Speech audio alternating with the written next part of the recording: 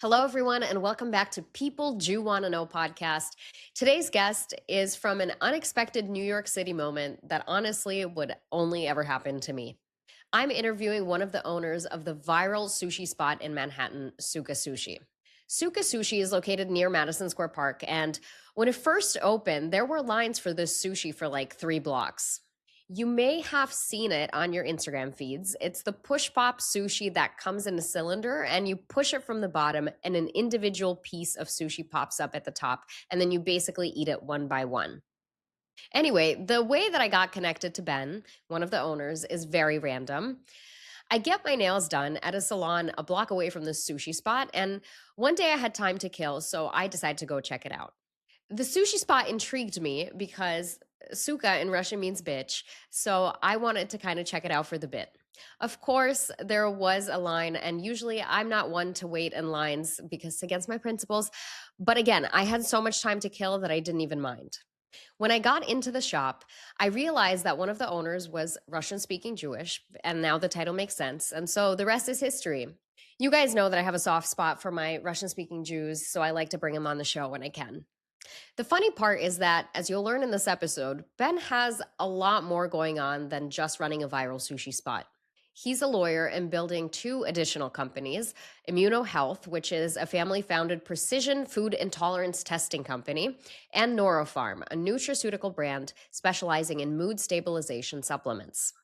Food intolerance and mood stabilization are 2 things our Jewish people deal with intimately, so Ben makes for the perfect guest.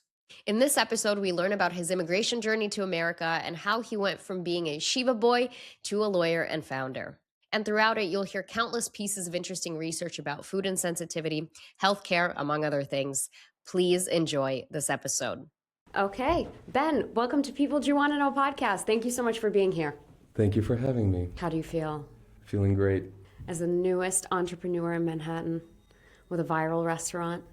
That is a bit surreal, not gonna lie. Okay, before we get there, I want to start by asking you the same question I ask every guest. Please tell us about yourself. What do you do and how did you get there? My name is Ben Rozenshteyn. I'm an entrepreneur. I'm in personalized healthcare, nootropics, and now apparently a restaurateur too. How did I get there? My story starts in Estonia, where my parents ended up following the collapse of the Soviet Union. Well, rather, they were in Estonia as part of the Soviet Union's Department of Defense. My father is an optical physicist working on the laser weapons program and scanning the oceans with lasers. My mother is in the medical field. She's an endocrinologist and a cardiologist. And so the Soviet Union collapsed. They were on the outskirts, and suddenly they found themselves as Estonians and soon to be members of the European Union. And then I was born. Tumultuous times. My father left to Russia, to Moscow, had to become an entrepreneur. He was a physicist and he assembled his team and they created the first laser show systems. So those concerts with lasers and the plumes, that was them. It was called LSS. My mother stayed in a port clinic until founding her own practice called Role Clinic, Rozenshteyn-Levin Clinic. And I was sort of the test rabbit for it. I guess we'll talk more about it when we get to Immunohealth, the family project, but I was dying in Estonia.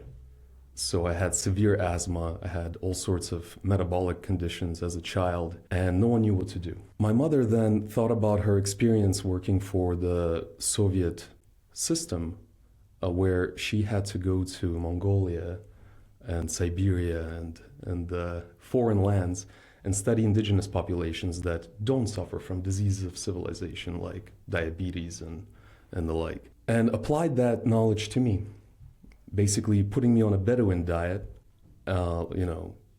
rice, meat, and I got better. And so that was the genesis of the family business, but I guess we'll get back to that. Following all of this, in 2006, we moved to America. That's the same year my family moved to America. Really? Also late. Yeah. Because everybody I meet here who's of, CIS it's called? Or FSU, former Soviet Union. FSU descent, thank you.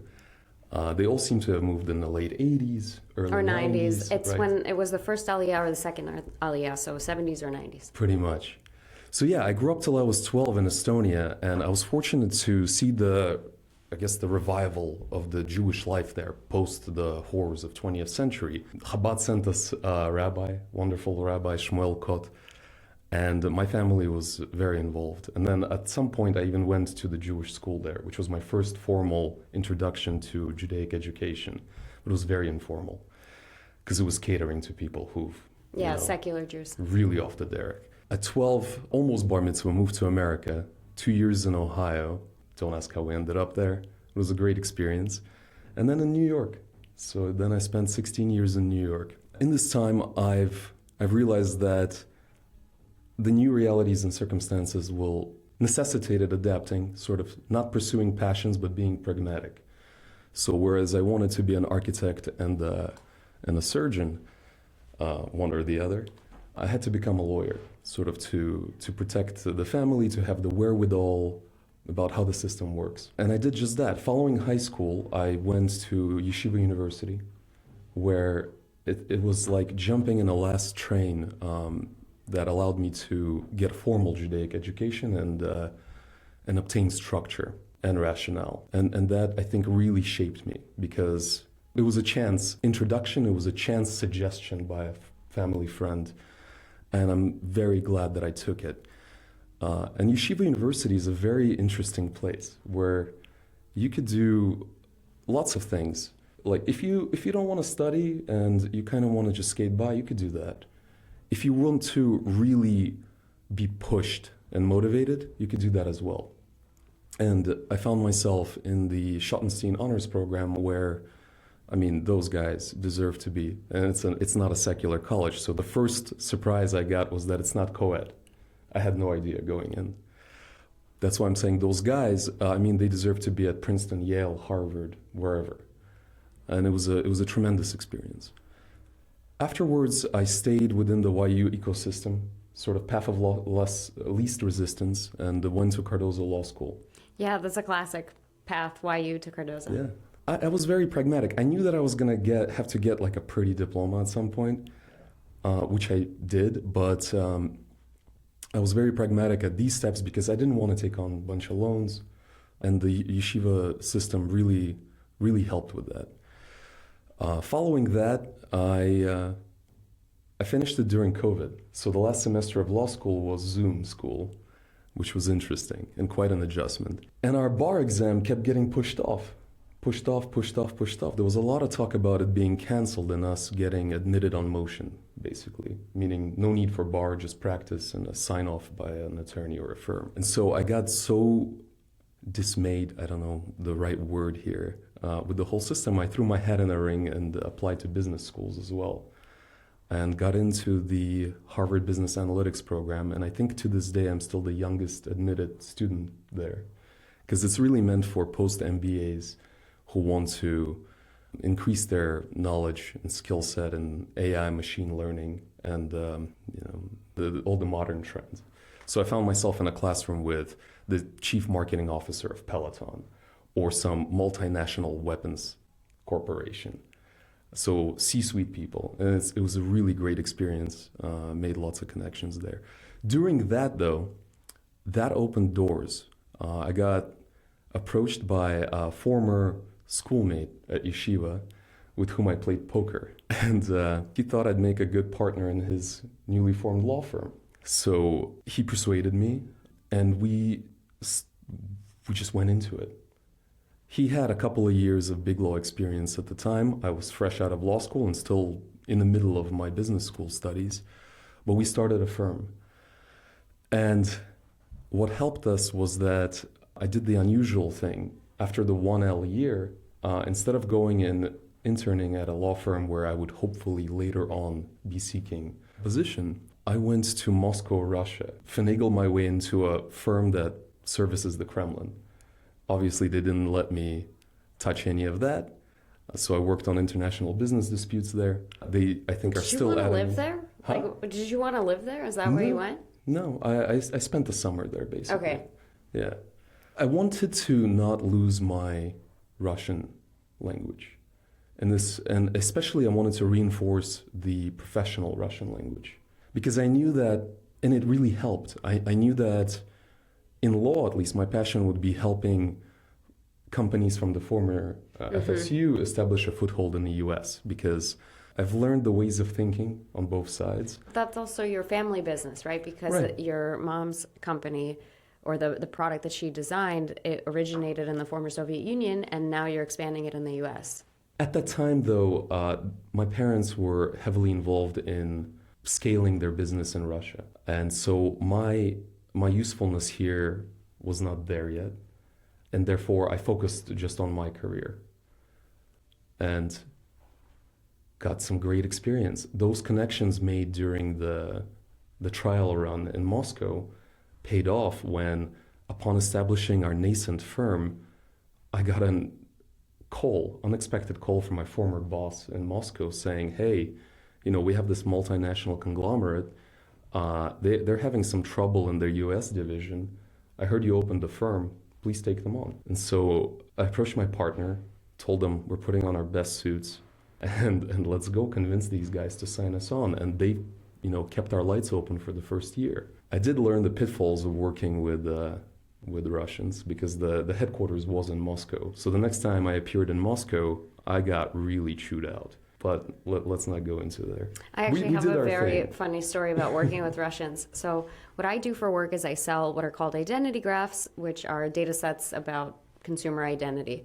And they're heavily regulated because it's obviously people's personal information. And a long time ago, before I did the role that I'm doing now, I used to sell these graphs. And a Russian-based company, this was like the year 2019, reached out to my firm and was like, we're interested in buying or procuring an identity graph. And so, of course, my boss was like, Margarita's the Russian speaker, we're putting you on this account. And when I was doing the pitch, I explained that when you sell an identity graph, you're attempting to sell every marketable consumer in the US. Mm-hmm. And I give them a number of marketable consumers that they have in this database, and that number is less than the population in the US. So the guy stops me and he's like, why are you selling X amount of consumers when the US population is Y? Like, there's a gap here. Why don't you have all of them? And I said, well, first of all, we have to exclude children, right? Because you can't market to children. And he goes, stop right there. The law says that you are only liable for marketing to children if they can prove that you knew they were children. And I was like, perfect. Love it. Moving on. So they're always kind of like a little bit flexible around the rules. And it was just so funny where after I had to like debrief with my boss and he's like, we are not moving forward with them. I don't care what the deal size is, like they need to go. We have a propensity. I'm learning actually this, and I don't want this to be a podcast about bashing our people, but they have a propensity to expect work, receive adequate work, and then find arguments to not pay for said work. That's why I was being chewed out. Yeah, that makes sense. That's a classic. I want to pivot to learn more about Immunohealth. Can you tell me, what is the kind of basis of this product? What are you hoping to achieve? I was really touched by your story when you mentioned that, like, as a child, you had a lot of health issues. I actually grew up with a lot of health issues in Ukraine before I had my tonsils removed, which was at 6 years old. And it was like to the point where I had an at-home IV. Like, I was really sick. So when you talk about having, also health issues as a kid, it almost feels like an Eastern Bloc kind of like rite of passage. So I'm curious to know, what is Immunohealth, and how are you solving problems for people with restrictions or sensitivities? I'm sorry to hear that, but by the same token, you're not singled out by being from the Eastern Bloc. Unfortunately, it's a modernity problem, and a lot of these conditions can be given the headline of diseases of civilization, and they stem, in our estimation, from the post-Columbian exchange abundance, which we are not adapted to. You're talking about like Christopher Columbus? Yeah. When he went from Spain to America, and how that affected disease? Okay, got it. I'm with you. Not necessarily disease. We all know the chicken pox and that. We're talking more about the fact that pre-Christopher Columbus, so 16th century, 15th century? 1492. 15th century. Yeah. Right?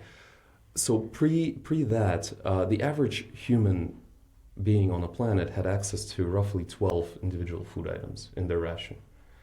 And that's what they've been adapted to, and that was governed by their locale. Mm-hmm.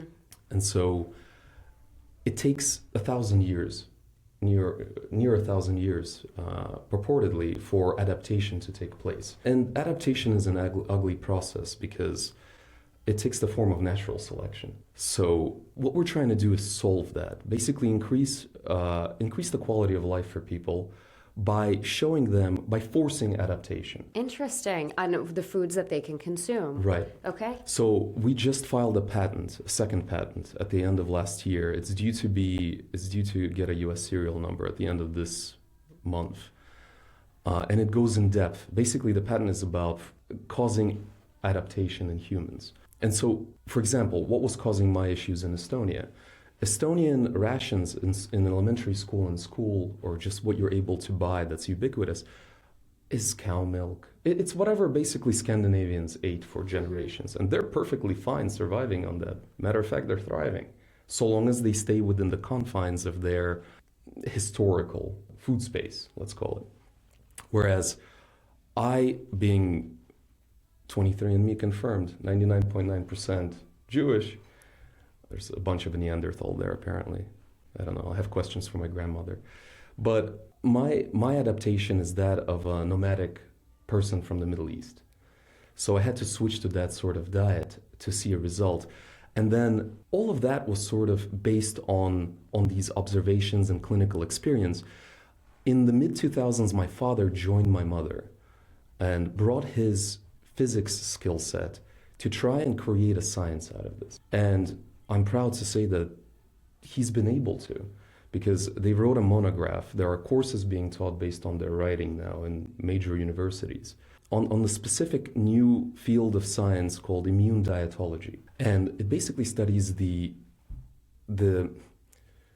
interaction between the immune system and the food you consume, and sort of became the last resort for unexplainable things that, trigger systemic inflammation, cause pathologies, but cannot be eradicated through typical medical means.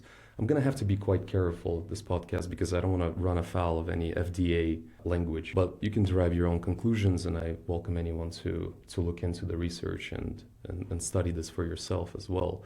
Our approach is very different to what others are purporting to be food intolerance or food sensitivity testing.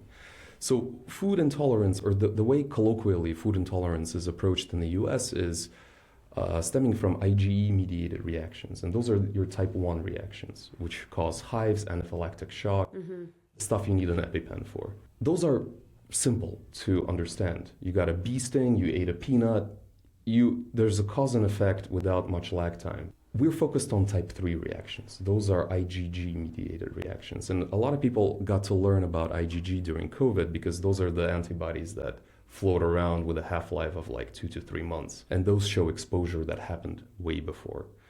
And so that's what we're focused on. But there's plenty of other companies that do this sort of testing. However, it is not FDA cleared for good reasons to be a valid diagnostic tool for food intolerance. And we have to make that disclaimer as well. Except we agree unconditionally. And that stems from the way that the data is being analyzed. The data analysis, and typically you receive those results as a red or green list. Green avoid, green consume, red avoid. That's all fine and good, but the problem is how do you derive that cutoff point? So everybody else derives that cutoff point based on a population median. That's assuming that everyone's immune threshold is the same, which is, given how individual we are, given that we come from different backgrounds, cannot be true. Immunohealth methodology doesn't use a bell curve. It uses a logarithmic scale and then a number of other points of analysis in order to establish an individual's individual cutoff point. Moreover, the patent actually goes into this. There are R1 to R3 types of reactions that we examine that are completely overlooked and not understood in the US, or anywhere abroad for that matter. R1 are food antagonists. So that's your classic delayed type food intolerance response where you eat something and then you feel brain fog, sluggishness, or have a skin reaction, eczema psoriasis, something like that. But cause and effect is very difficult to establish because it's something that you just built up antibodies for, and now your system is freaking out about. The second type is epitope family clusters, basically. So antigens, when they enter you're unable to process a certain food, let's say cow milk. And let's say it's not because of lactose, it's because of casein, such as in my case. Mm-hmm. Well, you don't have the right enzymes, you don't have the right adaptations, you don't have the right tools to absorb casein. So it gets through your gut into your bloodstream. And in the bloodstream, it creates immune complexes. There's, we can go into science, but my head is mush right now. And also my mother would be a lot better at that.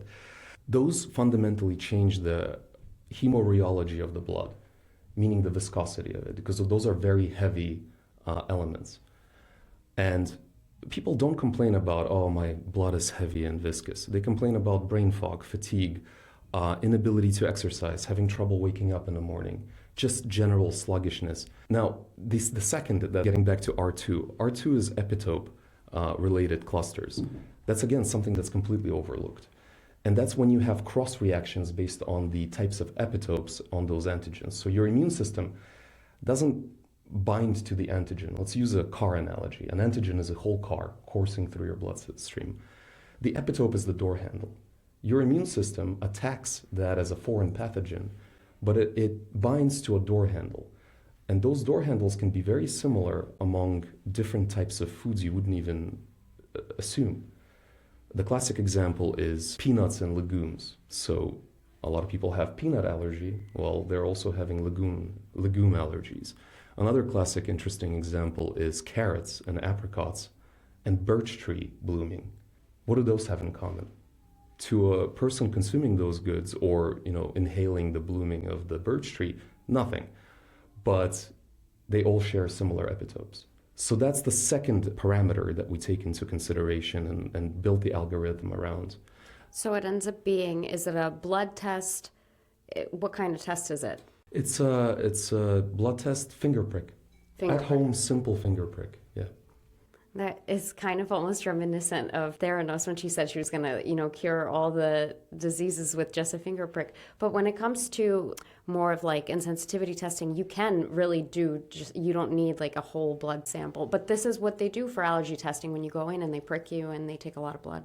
So all that is to say, I think it's like really amazing how there is a revolution happening around food and metabolic testing, because this is a problem that will never be solved, and I'm interested to see how it develops for you and how you're able to bring it into the US. I have to say that I have heard a lot more advanced just talking points and research around food and metabolism from Russia than I ever have from the United States, and it's really such a shame because if anything it should be here. There's, I believe, don't quote me on this, but I think there's a cause here. There is a reason behind that. Is it the FDA? No, I think it's because the incentives are screwed up. So let me quote Ben Shapiro here. I'm sure some of your listeners will like that or some won't, but he said something profound, which is incorrect in my estimation. Having lived in both systems, is that, in the argument about socialized healthcare versus the type of healthcare that we have, you can only have two of three. You can have quality, you can have affordability, or you have availability. Okay. Pick two. You can't have all three. So the incentives in, let's say, Russia or the European Union with a more socialized type system is to treat you and never see you again, not have you be a public charge, a drain on the system. So there's a heavy emphasis on prevention, and there's a lot of, how do you say, попутный ветер? There's a lot of helpful winds, yeah. Tailwinds, yeah. There's a lot of tailwind for methodologies going in that direction. In the US, it's a fantastic system, but in the sense that it's a military type system. We need to get you back in line and get you back working. So if you're suffering from something that needs immediate care, you're probably better off being here. They'll put you back in line. Yeah, but then there's no solve for chronic conditions because there's no incentive to, yeah. Well, that's where the pharma comes in. That's a treat, not a solve. It's, first of all, it's a patch, not a solve. And second of all, it's making you into, what's the LTV, lifetime value of a patient? Yeah, okay, interesting. So then switching gears completely, but I feel like you'd have a good point of view on this. What do you think then about Ozempic, for example? You know, I haven't looked into it much, but I always remember something my mother said when I was about to do something stupid in my youth. I had casein intolerance, so I couldn't take protein shakes, and most of them were casein. Yeah, yeah, yeah. So I can't absorb it, and through class action litigation that I was doing, I actually found out that all the vegan alternatives are half as bioavailable, and basically they work, but let's leave it at that. Something my mother said, being an endocrinologist, she said, Ben, your endocrine system is a finely tuned orchestra. Don't fuck with it. Okay. Yeah. You heard it here, folks, regarding Ozempic. Don't fuck up your orchestra. I can't speak with any authority on Ozempic. I'm with you, yeah. So how does somebody who works in law and science and these complex things open a viral sushi spot in Manhattan with his buddies? Well, before we get there, can I also talk about another project that excites me? Yeah. So, being a lawyer, when we started our practice, in order to get the class action machine churning, we did a lot of corporate law. Mostly I did, while my partner was busy, getting us the reputation necessary to garner acclaim and let's leave it at that, and be able to go after Goliaths. So, I was approached by a company, again, from the former FSU, that 25 years ago developed a novel lithium salt formulation. And I knew absolutely nothing about nootropics, lithium, bipolar disorder, Alzheimer's, any of that. But I liked their product, and they needed corporate governance. Again, they needed someone to tell them, okay, how to do this, how to reopen the company in Delaware, how to submit your annual filings, etc. So developed a close relationship with them. And then when I left my firm to my partner to pursue all these ventures, they onboarded me as a co-founder and strategic advisor. And actually, I'll be appearing for them on Fox Business later this year. And I'm really passionate about that project as well, because what they've developed is something that changes the game in terms of neuroprotection and mood stabilization. So lithium is something that's been heavily studied and utilized in psychiatry for 100 years. Britney Spears. Yeah. Notable use of lithium from her when she was forced in her conservatorship. Yeah. It's bad. So there's prescription varieties and amounts, and those are used for sedating and heavy bipolar, etc. And then there's the nootropic amount, which in America can be sold as a supplement. There's also an FDA route there that we're exploring, but still, even as a supplement, the alternative forms of lithium that are available on the market, like lithium carbonate and lithium orotate, they work, but their bioavailability and their toxicity is something that still necessitates blood testing if you're consistently taking them for mood stabilization. Whereas lithium ascorbate, which is basically lithium fused with vitamin C, in clinical, we have over 40 preclinical trials, has shown to be much more bioavailable and way less toxic. And recently, last year, we saw a huge spike in sales, basically because both Nature journal, Harvard Medical School, and Lancet Psychiatry published articles about the use of lithium in the prevention delay of Alzheimer, early onset. Basically, lithium's used as a neuroprotective agent. And there are many pathways through which it happens by basically reinforcing the myelin sheath and modulating... The myelin sheath, okay. And reinforcing the glutamate, which is the neurotransmitter, which you need a really fine balance of, because too little and you have static instead of signal, and too much you have neuron death. So lithium is making a serious comeback, and I'm very proud and glad that we have the best form available out there. Are you taking these supplements yourself? I've chewed it a couple of times. Were you zen? Were you chill? Well, truth be told, I was going through a really rough patch in law school. My law school coincided with my father getting cancer and the fight with that. And so at that time, I believe I did take a lithium ascorbate from Normatim. Yeah. I wasn't part of the company yet. And it kind of helped me because I did something where I went to my family doctor for an annual checkup, and she gave me a questionnaire. And Basically, I found out that they're dispensing SSRIs and SNRIs like candy out there. And I really didn't. I said, maybe, sure, if it's going to be a pick-me-up. I mean, I was going through hell back then. And I tried it for 2 weeks. It was miserable. And Normatin stepped in without any side effects. So there's a valid use case for a lot of people who are stressed out and need that neuromodulation, meaning mood stabilization. Because what it does is it eliminates the crests and the troughs associated with the mood swings. So dopamine-induced crests when you're happy, for example, when you're drinking alcohol, which is one of our patents. It's treatment of alcohol, both intoxication and dependence. It allows you to wane off of basically substance abuse that causes a dopamine spike by not causing it anymore. And then for those who have depressive states, it eliminates that deepness of the trough of your mood swing by leveling out your overall state. Am I on it constantly? No, because I'm pretty chill, usually. I kind of zenned out in the past half a decade. Yeah, hopefully the worst is behind you. Yeah. Okay, talk about Suka Sushi. So... Wait, speaking of, for those watching, we can show this push-pop sushi concept where you push it at the bottom and the sushi pops up. And there are lines for 3 blocks in Manhattan. Yeah. And I don't wait in lines. I've talked about this on my podcast for a while. But for this, I waited. And I befriended the lady in line who also spoke Russian. That day, she actually got her citizenship in the United States. And she's a cop for New York City. Thank you. Amazing. Okay, please. And I'm glad she chose our modest shop to celebrate. Yeah. That's fantastic. Yeah, we've been doing this thing where, the lines get long and it's been very cold.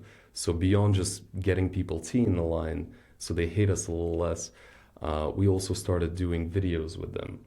That's fun. Yeah, say in your language, where are you from? Because we had such an influx of tourists in December. It was a fantastic experience and people were very happy to participate, and hopefully we'll soon create our own content. Because right now everything has been UGC, user-generated. How did it all start? Something I remember from yeshiva, university, something profound that was said. There's a couple of lessons I took away. One was Ohio, which resonated with me because I have ties to Ohio. And that's an acronym for only handle it once. And I've stuck by it. Look at Yeshiva University teaching these life principles. Repository of wisdom. The second was... So only handle it once. And the second one was the Jewish idea of hell. So we all know of Gehenna and purgatory and all of that. But one rabbi, I think of biblical archaeology, he said, you know what hell is? He said, it's being shown all of the doors that were in front of you that you did not open. And a lot of doors opened up when I made the jump and decided to pursue those opportunities and leave the law firm. One of those was a friend of mine who we grew up together in Estonia. So we've lost touch after maybe 9 years old because he moved to St. Petersburg. I moved to America thereafter. And we reconnected when him and his wife relocated to New York and sort of became best friends again. He came to me and he said, listen, I have an idea. He's a big foodie. And he tried out everything in New York. And he's like, we're missing a type of sushi I'm accustomed to. And also, I have this idea for a tube. And you're a lawyer. Let's patent it and bring that to the world. I was intrigued by the tube, by the mechanism. And I gave it a 50-50. I don't get too excited about things, but it seemed like an intellectually stimulating, challenging thing to create the molds, R&D it, and then patent it. And I really enjoyed that process. And all of this happened in March or April of last year. And then we begrudgingly realized that to bring that to the world, we're going to have to open a sushi restaurant. None of us have any restaurateur experience, but what we decided and were adamant about was that this isn't going to be about a gimmick. This is going to be the best restaurant we can make. So we stumbled, we fumbled, but pulled together resources, and I convinced them to have another person join the team. someone I trust, the only person I still keep in touch with from high school, who's been a dear friend and someone trustworthy and loyal. And together, I think that's my greatest accolade in this whole project, was assembling the right team to bring it to fruition. Together we did it. And it took a week of a soft launch caused by the fact that we had to start paying rent, like our rent holiday was coming up, until an influencer that lives in the neighborhood walked by and, to her surprise, garnered 9 million views overnight on a video of her with the sushi. And then the floodgates opened. And I had no idea who these influencers were. Yeah, you had someone like massive come in, and he was like, I remember you had said we didn't realize it was him, and he like turned away and never ended up filming the video. Yeah, I had a very funny interaction with Jordan the Stallion. I mean, I've seen him, I doom scroll through social media like everyone else to decompress. So I've seen his videos, I found them incredible and entertaining. And then when he came to us, we were in the middle of our lunch break, and he knocked on the window and asked to come in. And I said, "Dude, I'm sorry, we're closed. We're reopening in 2.5 hours. By the way, are you a celebrity, a movie star? You remind me of someone." He's like, "Nah," but the dude had an aura. Yeah, like I could tell. So he patiently waited in the nearby cafe for 2.5 hours. Then he stood in line for another 40 minutes. I'm being told. Finally got his California roll, like the one that I gave you today, and did a video that night. And now that video between TikTok and Instagram is over 100 million views. You got to tell him you'll cater his wedding or something. You got to make up to that guy. I wrote to the people, thanking them, but it's been a lot. So. It's in some sense almost harder than probably what you did like for your other work. It has its challenges. I mean, food business, what I've learned is that, virality is intoxicating, but food business is brutal and it takes no prisoners. You either have good food and people waiting in line or you don't. And we knew that all of this is going to die quickly if we can't deliver at least on the quality and taste aspect. So, and it has to be consistent, because if absolutely. you drop the ball one time, that's enough for people not to come back. Absolutely. I mean, what I've learned is that New Yorkers will threaten to stab you for implementing a one roll per person policy, but then come back the next day. Oh my gosh, yeah, you're right. I remember that. You were like, sorry, we're out of these rolls, or you can only take one of these. Yeah. I mean, we have a tiny... You have no choice, we have no choice. It is a tiny cafe. And if you're in Manhattan, I recommend you stop by. Maybe pick like an off-peak hour, unless you want to wait in line for 40 minutes, but it's definitely worth trying, and it's a perfect food to grab and go, in my opinion. Thank you. Appreciate it. As I was telling people in line, because you cannot... let me rewind a little bit. I spent 2 months in New York building this out. I live in Miami now. So I came here to build out the restaurant, to work with it. And to record with people you want to know, and obviously. Of course, Margarita. And I finished that build out. I left it to my partners to open up and kind of develop the operations. I got about a week reprieve back home before I got summoned back to handle the onslaught. And you cannot delegate something like this. When you go viral and you're so nascent, there isn't a manager you can hire that's going to give as much of a damn about your business and about your appearance and PR as the owners would. And I was tasked with that. So I was speaking with lines, kind of appraising everyone, and learned a lot about people's expectations and line management in the process. It was a bit of a process. Some mistakes were made, but we quickly got feedback through Google reviews and adjusted. But what I learned is that as long as you keep people appraised and set their expectations, they're fine waiting in line. As long as expectations are met, people are willing to wait, people are willing to do whatever it takes. Disappointment only happens when expectations are not met. So Absolutely. Yeah, I wish you tremendous success, and I think it is a fantastic concept. I'm proud that it's people from my heritage that brought something like this to life with a very clever name. I wonder, as we wrap here, I have prepared kind of like a lightning round of questions for you. Just like, don't think too hard, whatever comes to your mind, that I think my listener would be interested to know from your point of view. Sure. Okay, lightning round. What I have prepared for you is as follows. One lifestyle or wellness thing somebody can do right now to improve the quality of their life, based on what you've seen. It's going to sound banal, but workout, Okay, fitness. Fitness and mind what you're eating, please. Is that a portion size thing? Is that a plate composition thing? It's the preparation type, steamed versus microwaved. It's the type of food, organic versus inorganic, GMO versus non-GMO. Okay. Try to keep it clean. Any food you recommend people eliminate altogether? Anything processed. Okay. That's like everything. Yeah. Great. Keep it simple. I'll say goodbye to everything. And what's a food to include? Or an underrated food? Underrated food. I depends.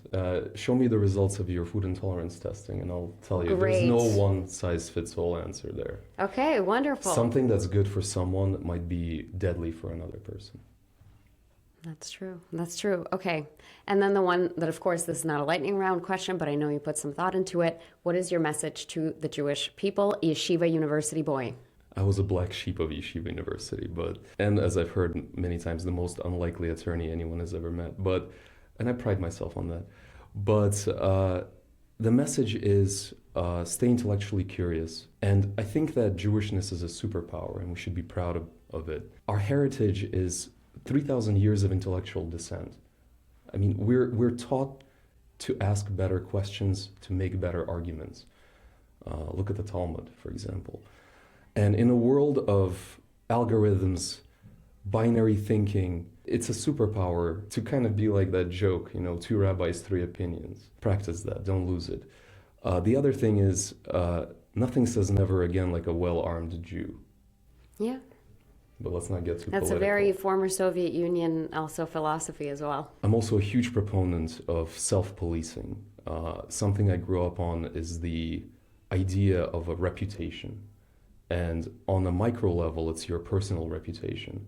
And that opens doors and endears you to people and gives you opportunities that you otherwise wouldn't have had. On a macro level, it's a reputation of a whole.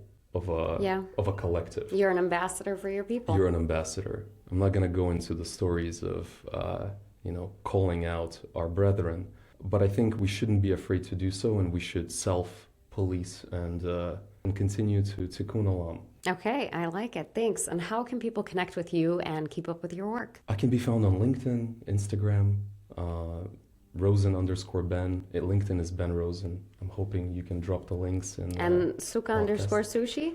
Suka Sushi _NY. There we go. Yeah. Okay, perfect. And I have one final question for you. It's, again, one that I ask every guest. Who would you like to nominate for People Do You Want to Know? I would nominate a dear friend of mine, Leo Slama. Okay. I think you would have a fantastic conversation with him. Who's Leo? Leo he is a dear friend, and he runs entrepreneurship club. He took many companies from Series A to Series D. He runs a marketing agency, and I've enlisted his help in a lot of these ventures. Normopharm, Immunohealth, my former law firm. And he's a fascinating person. He was the youngest architect of the UN in Geneva.